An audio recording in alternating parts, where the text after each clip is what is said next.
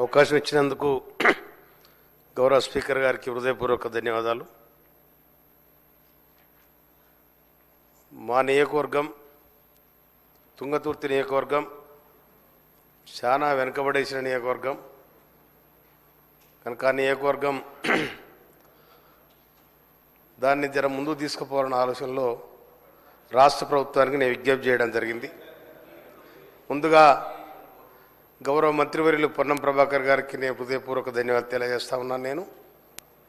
నేను మోత్కూరులో bus depot కోసం నేను అప్పీల్ చేయడం జరిగింది. వారు కూడా అంగీకరించారు. అది తొందర చేయాలని మనం చేస్తా ఉన్నా.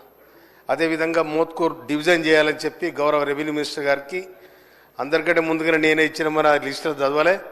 అందుకోసం రెవెన్యూ మినిస్టర్ గారు కూడా నేను అప్పీల్ చేస్తూ ఉన్నాను. తర్వాత ఇంతకుముందు మున్సిపాలిటీలు చేసిరు, ఎట్లా చేసిరు ఆగమాగం గందరగోళం. 7 కిలోమీటర్లు 8 కిలోమీటర్లు ఉన్న గ్రామాలను తీసుకొచ్చి మున్సిపాలిటీ చేసినారు. ఆ మున్సిపాలిటీలో మురికేం పెరిగింది కానీ అది డెవలప్మెంట్ లేదు, మను లేదు, మశానం లేదు, అది నెత్తి లేదు, కత్తి లేదు. కనుక నా దగ్గర 2 మున్సిపాలిటీలు ఉన్నాయి. అయితే అధ్యక్ష, ఆ మున్సిపాలిటీలకు ఆ కార్మికుల జీతాలు లేవు, డెవలప్మెంట్ లేదు, రూపాయి లేదు, ఆందోళన వచ్చే అవకాశం లేదు. ఈ విధమైన దుస్థితిని మరి ఎందుకు చేసిండ్రు? ఏమో అప్పులు తెచ్చి మొత్తం లైట్లు వేసిండ్రు, రోడ్డు వేయకుండా డివైడర్లు వేసింది. డివైడర్లు వేస్తే బస్సు వచ్చేటట్లేదు, వచ్చిన వాహనం మళ్ళీ వెనక పోయేటట్లేదు, ఏది మళ్ళీ అటు వస్తే ఇటు పోయేటట్లేదు. కనుక ఆ పరిస్థితి ఉంది. ఇవాళ మేము 2 మున్సిపాలిటీలు ఉన్నాయి. మున్సిపాలిటీలో పనిచేస్తున్న కార్మికులు మొత్తం శ్రమజీవులు. వాళ్ళు ఎస్సీ కులానికి చెందిన వాళ్ళే 90% ఉన్నారు. వాళ్ళకు జీతాలు లేవు, మను లేవు, ఏం లేవు, ఎక్కడ లేదు. కనుక దయచేసి ఆ మున్సిపాలిటీల పరిస్థితి ఏందో కూడా గౌరవ పోయిన ప్రభుత్వం ఆగమేఘాల మీద ఓ పాయ చేసినారు. ఇలా పాడు చేసినారు, కూర్చున్నారు, ఎక్కడ లేదు. అక్కడ ఉన్న ఆ గ్రామాలలో ఉన్న ఉపాధి హామీ కూలీలకు కూడా బతుకు లేకుండా అయింది అలా ఆ మున్సిపాలిటీ కలపడం వల్ల. ఆ విధంగా దుస్థితి ఉంది. అందుకోసం దాన్ని చక్కబెట్టాలని రాష్ట్ర ప్రభుత్వానికి నేను హృదయపూర్వక ధన్యవాదాలు తెలియజేస్తా ఉన్నాను.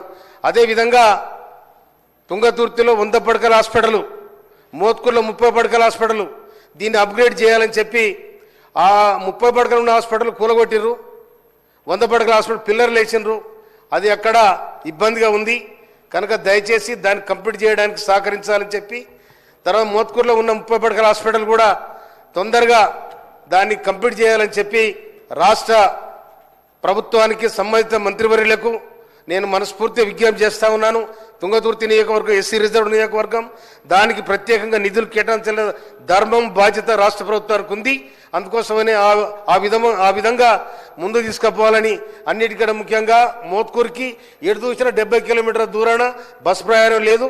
కనుక అక్కడ బస్ డిపో పొన్నం ప్రభాకర్ అన్న కూడా నేను అప్పీల్ చేసిన, దయచేసి బస్ డిపో తొందరగా మాకు శాంక్షన్ చేయాలని చెప్పి మనం చేస్తాం. అవకాశం థ్యాంక్ యూ సార్.